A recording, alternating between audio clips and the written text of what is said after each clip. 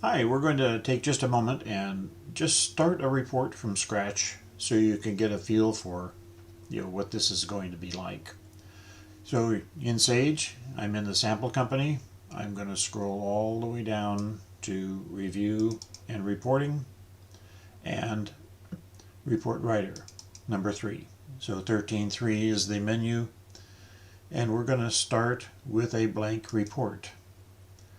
This is just a sense so you can get a feel for what we're going to be tackling and really how easy it is.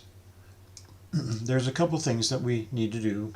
First, one of course is the title of the report, so we're just going to say a test report. And the form, we're just going to use the standard form, which is system.report. We'll get into how come I know that and how you will know that as we go along. And now, the key thing when doing a report is choosing the primary table. Well, let's see, what are we going to do today? Let's take a look at some tables, and that'll help us decide. Okay, let's do accounts receivable. So that's jobs. And what that tells us is we're using the primary table of accounts receivable where jobs are set up. That means that inside whatever we do, it's going to be related to jobs. If we are looking for something outside that, we may not be able to get to it because the primary table rather dictates what access we have. Not completely, but you'll see as we go along. And so I'm going to just click down here and enter in. I'm going to go up here to insert fields from a list. This is the list from accounts receivable. Let me make this bigger. And I also have access to these other tables when I'm in. This is the primary table, so these are tables that connect to the primary table and would have easier access to the fields that are in those. But right now we're just going to do something simple. We're going to click on job number here in the detail row, and then I'll come over here and do job name. Now that'll take up some space. So what I'm going to do is come over here, and what else do I want? Okay, let's say just want to know what state it's in. And for a beginning, let's just do that. Okay, now I'm going to move this over. Once I move it over, this will only go to there because I'm moving this into its space, and this stops it. And so right now I'm going to come up to heading and say, okay, job number,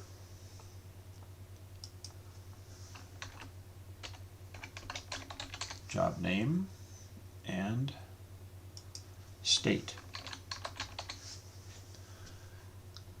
Now I want them to look nice and equal, and so when you click on a field, let me find one that, none of these are going to do that, but when you click on a field, it's either left or right adjusted, meaning it starts at the left side or it starts at the right side.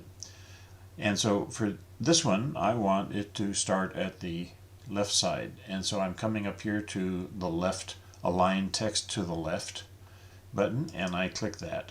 And so it was already there, and if I click to the right, watch this now. See, it goes to the right, and you can see there's a little extra space here. But I actually want it to be to the left, and the state also to the left. Now that those are set, I'm going to align these to these. And so, again, I want that to align to the left. And this is already to the left, you can see. And this one, I'm not sure, so let's just click to the left. Okay, now, since this is going to be on the left side. I'm going to move it over here, and I'm going to click down here. And if I hold down the control key, and we'll go through all of this, I just want you to get a sense. I'm going to hold down the control key, and these are both clicked, and now when I click this one,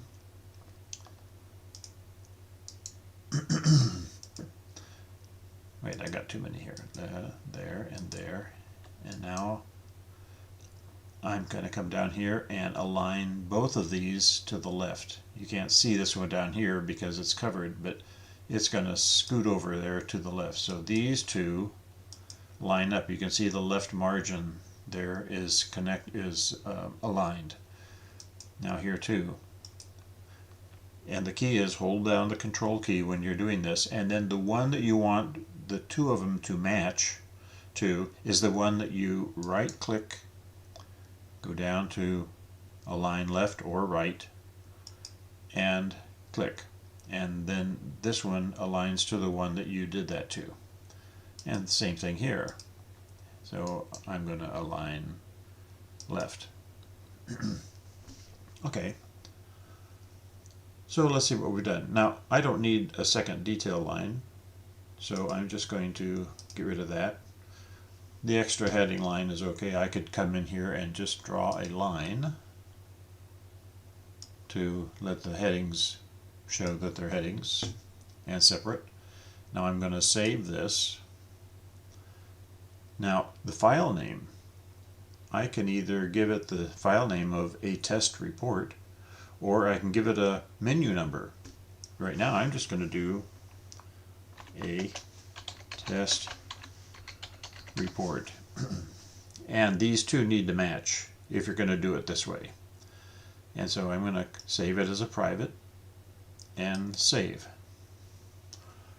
Now I'm going to go find it.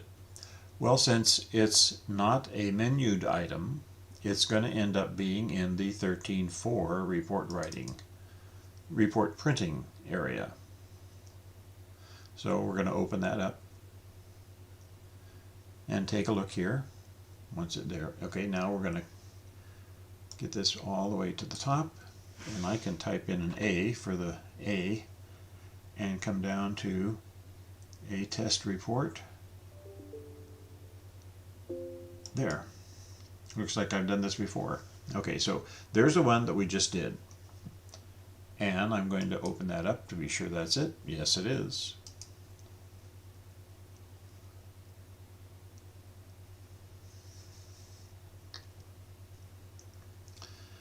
Now, let's just run it. Ah, no selection criteria. Well, how about that?